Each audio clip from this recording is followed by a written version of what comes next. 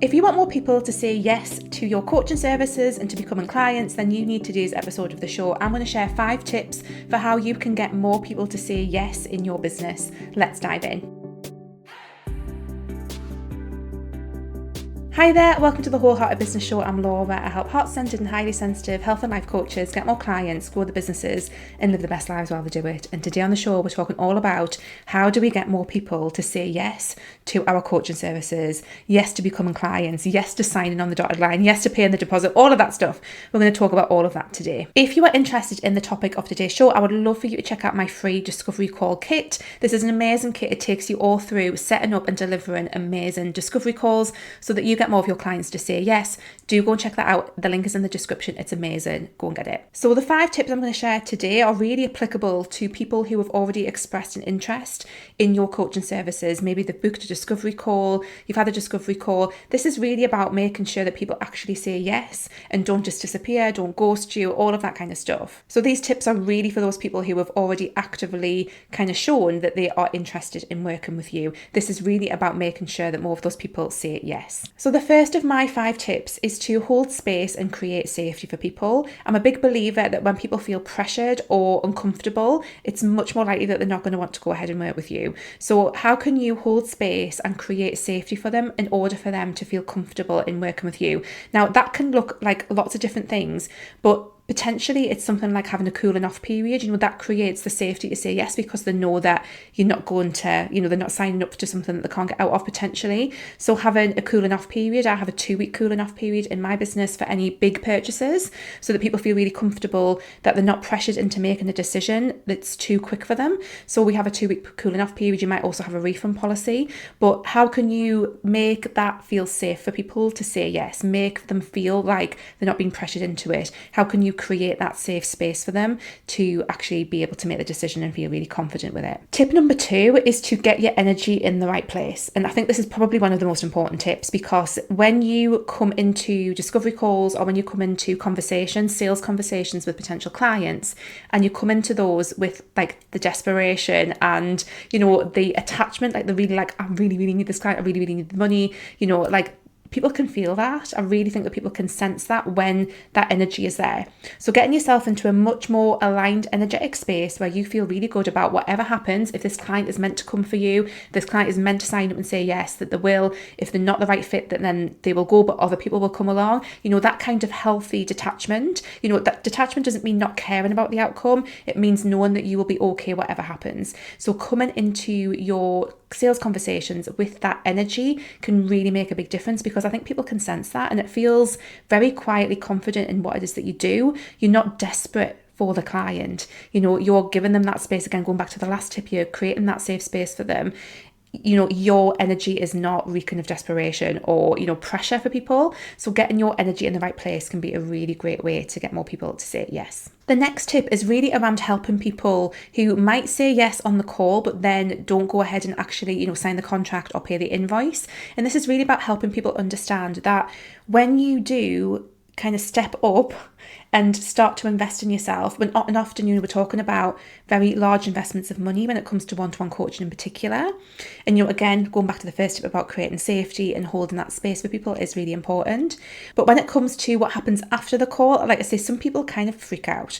And this is actually really, really normal. Like when you are faced with actually confronting a problem that you have in your life that you want to solve or you want to work on through coaching, that can actually be very, very triggering for people. And it can be really helpful to remind your potential client that this can be a normal part of the process, like that kind of freak out, that concern, that worry, that anxiety. It's their subconscious self-sabotaging because they are actually taking a really bold step towards addressing something that might be causing them a lot of pain, a lot of shame, a lot of unhappiness. And sometimes that's what happens. So a great way to get people to say yes is just to remind them that that is actually a normal part of the process of investing in themselves, particularly at a higher level. So if you reflect that back to them and say, look, I know that you said yes on the call, that's amazing, but just bear in mind, you might kind of get second thoughts, and that's actually really, really normal. Please try not to let that stop you from taking this step. And obviously, I'm here to help support you through that conversation if you need to talk more, if you have any more questions, but actually reminding them that at the point of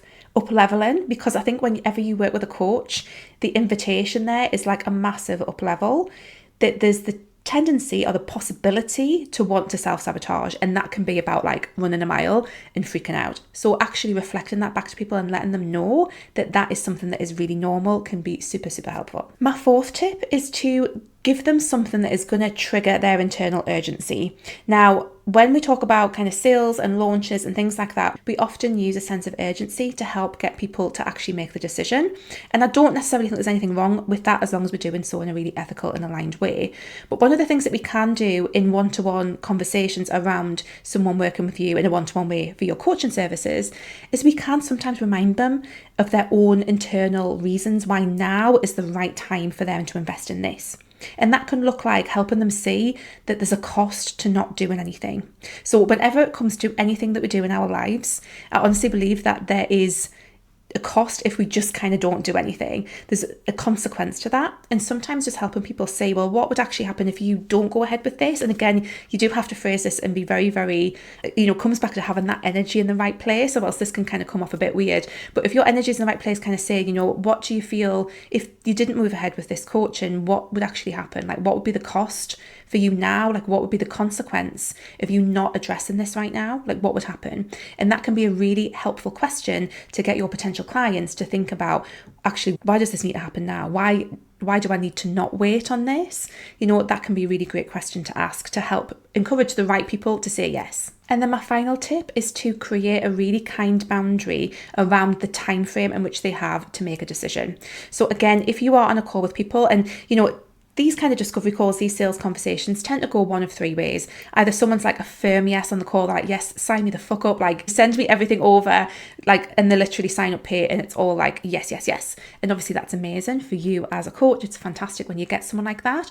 Or someone will be like, right, I'm going to go away and think about it. And that's fine. Or someone will say, no, actually, I don't think this is right for me right now. And that's okay. All three of those options are okay. When we want people, especially the ones who kind of go away, that middle option and think about it, it can be useful to give people a time frame. And maybe that's saying to them, like, is it okay if I check in with you in a couple of days' time just to see where you're at with this decision? It's okay to say, I would need to know in the next week if you want to move ahead or not, because I've got other people, waiting for slots. Don't say that if it's not true, because people can smell that bullshit a mile off. But if that is the case, like, do remind them of the fact that actually I don't have a lot of slots for one-to-one and I do need to have that decision made to be able to move forward. But give them that time frame, give them kind of like a space to make that decision. Again, this kind of goes back to holding that space for them. And I find that that's really, really useful. I appreciate that because, if you're busy, if someone is busy, if they've got lots of stuff going on in their life, if they've got lots of distractions, it is really easy to just kind of like be like, yes, this is really great, but actually just not do it. In fact, there's a program right now that is sitting in it's actually like a health and wellbeing program, not related to business, but it's in my inbox. And I'm like, oh, I really like the sound of this. The price is great for what it is. And I know that it closes today. And it's because, like, I probably will sign up, but it's because I know that it's closing today. Like, I need that reminder. I've got so much going on. And, it can be just really, really helpful to give people that time frame, that space to be able to make that decision. So don't be frightened to give people a bit of a deadline. Again, really what a lot of these tips come back to is having your energy in that right place, because that does make a huge difference with this. I think everything kind of comes from, if you're anchored in like a healthy detachment, and like I say, that is not that you don't care about the outcome, it's that you know that you will be fine either way. Like, that for me is the essence of it.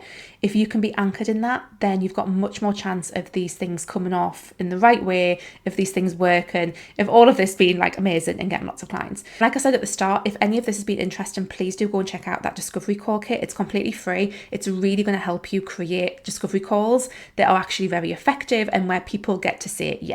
Okay, everyone, another short and sweet episode of the show this week. I really hope that's been useful. As always, I'd love any feedback that you have for me. Please do leave me a comment if you're watching on YouTube. Let me know what you've enjoyed about this episode of the show. Let me know if you do anything in particular in your sales conversations that helps people say yes more often. If you are listening on the podcast, I'd love for you to pop me a message on Instagram. I'm at Wholeheartedly Laura. You can check me out over there. Do let me know if you've enjoyed it, and I will catch you next week again. Take care. Bye.